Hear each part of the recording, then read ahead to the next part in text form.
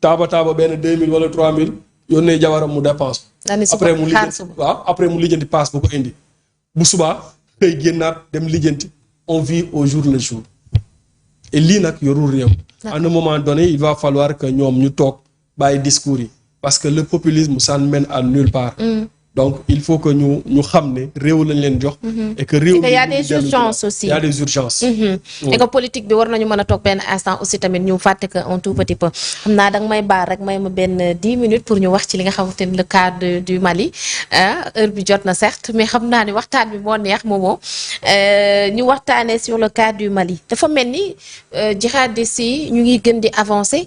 pour yow ban posture la Sénégal war a mën a taxawee parce que là Mali ak Sénégal nekk nañu ay pays voisins jege nañu et que aussi tamit Sénégal war na ci mën a am benn taxawaay pour barrer la route ñii nga xamante ni aussi tamit ñu ngi commencer di jël ampleur wala ñu ngi commencer di gagner le terrain foofee ca Mali. xam nga souvent booy wax jihadisme au Mali di wax ne mu ngi jël ampleur souvent dañ naan la ci yan base nga ko teg duñ ko gëm. duñ ko gëm. waaw tey.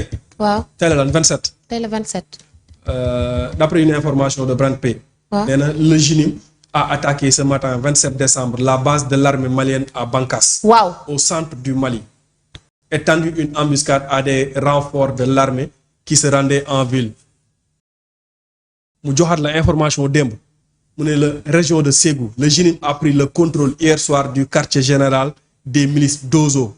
fidèle de l'armée malienne dans la ville de Ségué au centre de Mali li ma lay wax ni démb ak tey la.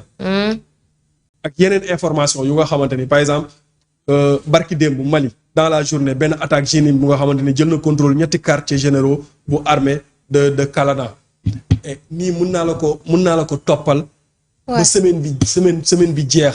chaque jour ma wax la benn attaque wala ñaari attaque dëkk bi ñuy attaqué tey. du bokk ak dëkk bi ñu attaqué suba ils sont en train d'avancer dangereusement. Pendant ce temps le Mali le Burkina et le Niger toog nañu def seen li nga xamante ne mooy confédération des États du Sahel. ñu créé ko Mali moo ko doon jiite avec Assimi Goïta. mais tey jox nañ ko ki nga xamante ni moom mooy Ibrahima Touré. Ibrahima Touré toog di ñu annoncer hiver noir nee na l'hiver noir arrive. et mooy gën a dévastatrice que le printemps arabe. pendant ce temps le général Tchani toog di ñu wax ne tout le problème de l'Afrique c'est la France c'est les autres puissances dàq nañu France ils se sont tournés vers la Russie le malheur des kii du Sahel xam nga lan la. bi ñu ñëwee ñoom ñëpp ñoo bokk stratégie boobu noonu. dañoo ñëw wax naa ko fi keroog dañoo ñëw ñu ne. France moom moo yàq Afrique insécurité bi fi am France moom moo ko instauré moo ko imposé.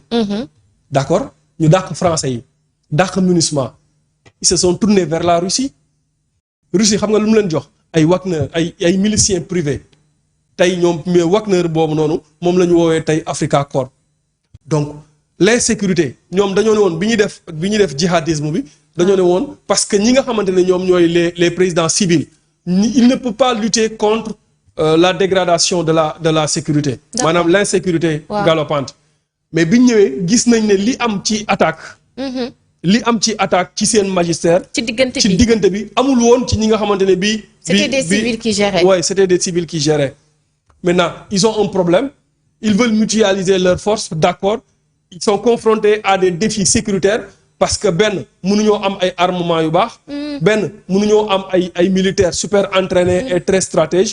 pendant ce temps les djihadistes ñoom ils s'arment ñu ngi am ay armement. comment où. c'est ça c'est la grande question. comment. non mais parce que pourquoi aussi tamit djihadistes yi jékki-jékki juste rek après bi nga xamante ni ñoom ñu ngi am ampleur waa AES ak taxawaay bi nga xamante ni moom lañu am tak ñu commencé waat jógaat attaqué waat li nga xamante ni moom moo jihadisme yàgg na ci li nga xamante ni moom mooy le Sahel mais dafa gën a jël ampleur. ouais parce que dafa am ay postes yoo xamante ni lii militaire ñoom ñoo fa nekkoon avec les éléments français.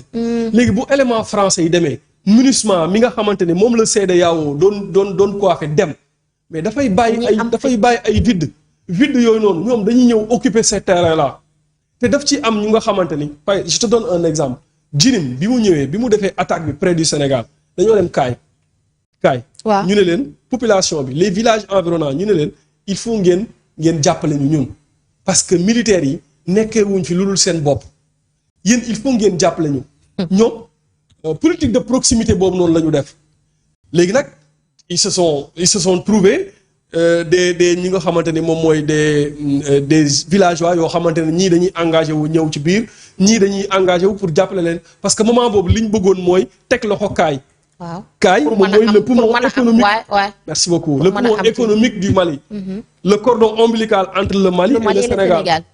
gis nga ki fan yële passé bi ñu amee problème mu essence carburant mais dañoo obligé maanaam Mali dafa obligé lëkkaloo ak Côte d'Ivoire pour contourner Côte d'Ivoire di ko dimbali diggante frontière am di sécuriser li nga xamante ne moom mooy les camions ba mu yegg si biir Mali. Donc ñoom pendant que ñu ngi def ay discours mais les djihadistes avancent à grands pas parce que amuñu gis nga la guerre du terrorisme xam nga lan moo koy gagné le renseignement. Ok. Le renseignement. La Russie n'est pas top en matière de renseignement. Et Russie ñoom ci li ñu lay dimbale tout simplement mooy duñ la jox ay militaires ay miliciens lañ lay jox. Ok. Ay milices yoo xamante ne la Russie ne les reconnaît même pas. Tu ne vois pas de soldats russes au Mali wala au Burkina. Tu vois des milices alors que tu voyais des soldats français. yoo xamante ni ils ont perdu leur vie là-bas. Donc su fekkee ne dàq nga ñooñu tu vas vers la Russie. Russie ci li mu leen di jàppale mooy la communication dégg nga ko keroog ci seen sommet du Sahel bi ñu wax ne dañuy teg benn télévision de l'AES mais qu'est-ce qui finance cette télévision là. D'accord. Donc, c'est un problème sa souveraineté bi nga xamante ne moom la ñuy woote. Je suis pas pro-français. Mais je suis contre yow nga dàq Jean pour tendre la main à Sergueï. C'est ça. loolu mooy problème bi. Notre président de la République à Dubaï daaw dafa def discours bu impressionné. def ne le Sénégal n'est la chasse gardée d'aucune puissance étrangère. C'est ça la souveraineté. C'est-à-dire doo ñëw nga dàq diw. pour te tourner vers d'autres. Mais loolu nag xam nga lan moo leen ko faciliter. Les Nathalie Yamb les Kémi Séba ñoom ils ont encaissé l'argent des Russes pour permettre à la Russie de progresser. Parce que Russie dafa gis ne dafa manqué doole Afrique et l'Afrique nourrit le monde. ñu jàpp ne la France doole bi mu am. ci Russie ci Afrique la ko jëlee maintenant ils vont tout faire pour mettre des stratégies pour que France mën a dégager pour ñoom ñu mën a ñëw implanté wu installé wu dëkk yi nga xamante ni ñu ngi fay installé wu dangereusement ñu ngi koy def mais yeneen dëkk yi am ci ni ñuy installé woo mooy di teg ay télévision russe di teg ay kii pour mën a dimbali ñi nga xamante ni ñoom ñooy ces puissances là mais Momo les occidentaux pour leur intérêt des fois ñu teg ay stratégie yoo xamante ni parfois mën na lor sax askan sànq c'est pour ça que j'ai dit ñii nga xamante ne moom moo di les djihadistes qui les finance. Non xam nga loolu c'est une question légitime non c'est une question légitime parce que les djihadistes nga gis leen yor ay armes de dernière génération. J'avais vu une vidéo Ibrahima Traoré di football nekk ci terrain bi di football djihadistes yi dem ci benn stockage d'armement di jënd arme te ñoom xam nga les djihadistes là dañoo am seen canal Telegram yoo xamante ni fu la ñuy dugal seen i affaire yenn journalistes d'investigation ci côté géopolitique foofu la ñuy dugg di am ay information toutes les attaques ñoom dañ koy filmer attaques yi ma lay wax nii maanaam day am ay preuves dañ koy filmer attaques yëpp la ñuy filmer pour wane ne attaquer parce que des fois dañ naan ñii dañuy naxaate. maintenant pour wane ni carrément dañ koy filmer. buñ ko filmer dugal ko après sama genre gi ak ñeneen ñi mën a jot ci ay images ak ay vidéos yi. D'accord. Donc ñoom ils sont très bien organisés. Au mois de mars 2025. Djihadistes yi nekkee Mali ak djihadistes yi nekkee Mali. Niger ak Burkina. Ils se sont retrouvés. Ah bon? À Tizoanette dëkk bu ñuy wax Tizoanette Mali. foofu la ñu toog ñu réunion ñu ne dañuy coordonner seeni activités maanaam il faut. mais pourquoi ñu tànn ñoom ñooñu noonu nga xamante ni fa la poursuite am. ñu ne ñoom ñooy ànd. réunion waaw def seen réunion bu ngan biñ paree xam lu ñu def communiqué lañ bind. ni def nañu réunion lii lañ fa wax nii lañ defee seen stratégie ni ñu tegee woon stratégie mois de mars noonu la ñu continuer di doxalee c'est-à-dire point yi nga xamante ni waxoon nañ ko ci communiqué bi ne point yooyu noonu dinañ leen attaquer. Point yooyu lañu attaqué et ils avaient dit qu'ils vont progresser vers l'ouest mooy le Sénégal et la Mauritanie ils sont en train de progresser vers l'ouest. Quelle doit être la riposte du Sénégal? wax naa la parce ko que il sànq faut tamit ñu taxaw quand même. wax naa la ko sànq. la guerre du terrorisme information ak renseignement moom moo ko yor. D'accord. Le Sénégal a une armée super puissante macha allah et très organisée. Surtout garci bi nga xamante ni moom moo nekk ci frontière bi. ñu ngi def liggéey bu am solo ak filature yi ak li nga xamante ni moom moo jëm ci wàllum les renseignements ak yi ni mel. Et les éléments de renseignement sénégalais ils sont partout dans le monde dans le Sahel par exemple. Ok. Sénégal amul dara lu koy rëcc ci dëkk yi nga xamante ni moom moo ko wër. Guinée-Bissau avant muy am putsch à 2 jours le président était en voyage dafa écourter son voyage ñibbisi. waaw gis nañ loolu. waay dafa écourter son voyage ñibbisi donc Sénégal position bi mu taxawee. parce que le Sénégal. waaw dafa nekk position bu stratégique. et dafa nekk cible jihadiste yi. parce que Sénégal. dafa am pétrole ak gaz. ba pare mu am stabilité. loolu neexul les terroristes. déedéet. ils veulent mettre la main sur les puits de pétrole. ak sunu position géographique. Merci beaucoup. Ouais. Et pour mettre la main sur ça et déstabiliser le Sénégal il faut déstabiliser le Mali la Mauritanie la Guinée. dëkk yi ko wër. dëkk yi ko wër. Maintenant ils vont tout faire pour déstabiliser ça mais qui nous dit je ne sais pas je ne sais pas mais tey la France a des intérêts en Afrique au Sénégal. surtout. est-ce que France mi am intérêt Mali wala beneen dëkk je me pose des questions. Je ne sais pas est-ce que France boobu war na mën a kii nu tuuti financer les djihadistes. pousse leen pour pousse leen. ban intérêt la ci am. la Russie lan mooy saa. lan mooy apportam. ci li nga xamante ne moom mooy la sécurité au Mali. En fait moi la grande question que je me pose mon problème c'est la Russie en fait. parce que pour man suñu diggante ak Russie dafa war a kii nu tuuti dafa war a franc dafa war a jouer franc jeu avec l'Afrique. D'accord pour yow lii di xew nii ak les Africains ak la Russie. amul benn franchise bu ñu. non amul benn franchise gis nga les puissances là. seen intérêt rek la ñu xam. seen intérêt nag bu taxawee ils sont prêts à tout pour que intérêt yooyu noonu mën a taxaw. maintenant c'est aux dirigeants africains. dëgg la. C'est aux dirigeants africains de voir comment ils peuvent faire pour maintenir li nga xamante ni moom mooy cette stabilité là. moo tax quand le président de la République du Sénégal taxaw ne le Sénégal n'est la chasse gardée de personne. parce que bi mu ñëwee ñu ci bari dañoo yaakaaroon ne dañuy génn CEDEAO. ànd ak waa AES. non le Sénégal a des intérêts aussi. et xam nañu enjeu bi nga xamante ni moom la Sénégal am. léegi nag nan la ñu war a mën a def pour nekk le leader africain. bi nga xamante ni moom mooy téye le flambeau.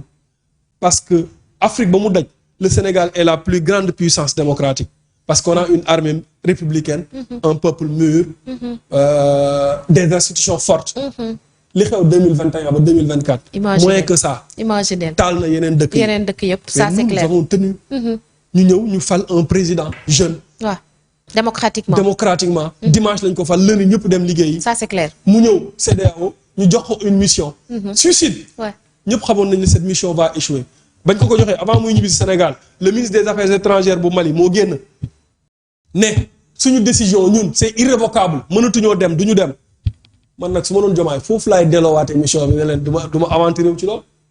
maintenant la commission d'organisation de la CEDEAO. c'est le Sénégal qui dirige ça. 2026 ba 2030. oui. et ça depuis 50 ans Sénégal dirigé wul loolu noonu instance boobu. yàgg na. beneen kon c'est stratégique le fait que ñu jox ko Sénégal. c'est tellement stratégique. ok. ci leader bi nga xamante leadership bi nga xamante ne moom la Sénégal di incarner ci wàllum diplomatie. et loolu c'est un travail de longue haleine.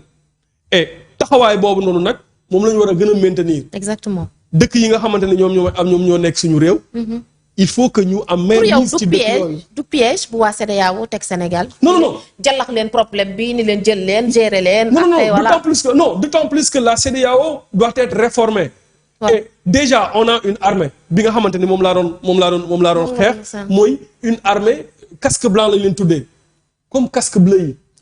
dama yàgg a wax ne CEDEAO dëkk yi fa nekk il faut ñu am une armée sous-régionale. d'abord. parce que enjeu bi c'est enjeu sécuritaire la ba pare. mais comment on peut faire pour avoir cette armée là gis nañu cette armée a été prête à intervenir au Bénin. Nigéria Côte d'Ivoire. am ci ay éléments. Bénin am ci ay éléments Sénégal war ci am ay éléments. tu vois donc loolu c'est déjà quelque chose. Maintenant lan moo des réformer les textes de la CEDEAO. parce que foofu laay door daanale. parce que CEDEAO au début commission économique la woon. bu loo taxoon ñu teg ko. waaw mais dañoo dem ba ci biir mu am beneen enjeu boo xam ne jëluñu ko woon en compte. muy l'aspect sécuritaire et l'avancée du terrorisme du djihadisme. Maintenant on a fait face à ça au début Mauritanie bi mu génnee ñu ngi doon tenir mais cette fois-ci 3 pays ñoo génn carrément. ne maintenant la CEDEAO mu am ay dëkk yoo xamante ne biir CEDEAO ay militaires ba tey ñoom ñoo koy jiite. Comment on peut faire pour que la CEDEAO dëkk yi fa nekk yëpp.